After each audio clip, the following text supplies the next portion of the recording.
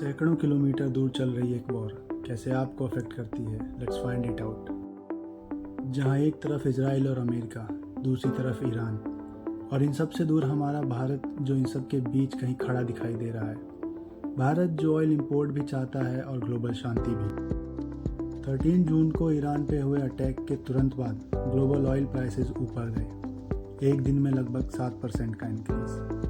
भारत जैसे oil importing country के लिए दिस मीन्स अ लॉट। इस वॉर में इजराइल अटैक कर रहा है ईरान पर। ईरान जहां है चाहबार, 2024 में 10 साल के लिए उसके ऑपरेटिंग राइट्स इंडिया के पास है। दोनों कंट्रीज की इंपॉर्टेंस के चलते भारत ने इजराइल के स्ट्राइक्स को डायरेक्टली कंडेम ना करते हुए न्यूट्रल स्टांस लेने की कोशिश की।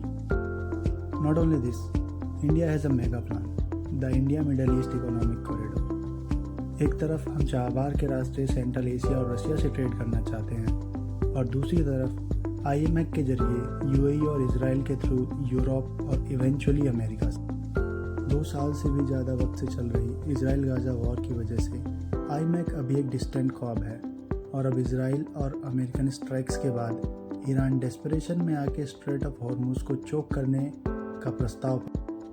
इन सब के बीच इंडियन गवर्नमेंट अपनी डिप्लोमेसी को यूज़ करते हुए ऑयल इंपोर्ट्स के सोर्सेज को डाइवर्सिफाई तो कर सकती है, बट इंटरनेशनल मार्केट में क्रूड ऑयल की बढ़ती कीमत हमारे फॉरेक्स रिजर्व पर अच्छी खासी चोट। भारत को हर कदम सोच समझ कर लेना पड़ रहा है, चाहे वो क्रूड ऑयल परचेज हो या अपने स्टूडेंट्स को वॉर जोन से निकालना अंडर ऑपरेशन सिंधु, और अपने लॉन्ग टर्म स्ट्रेटेजिक और डिप्लोमेटिक इंटरेस्ट को सेफ रखना। ये वॉर भारत का नहीं है, लेकिन इसका इम्पैक्ट भारत के हर एक सिटीजन तक पहुंचता है। एज इंडियन हमें न सिर्फ विश्व शांति की प्रार्थना करनी है, बल्कि हमारी गवर्नमेंट और हम सबको आने वाली महंगाई के लिए तैयार रहना होगा।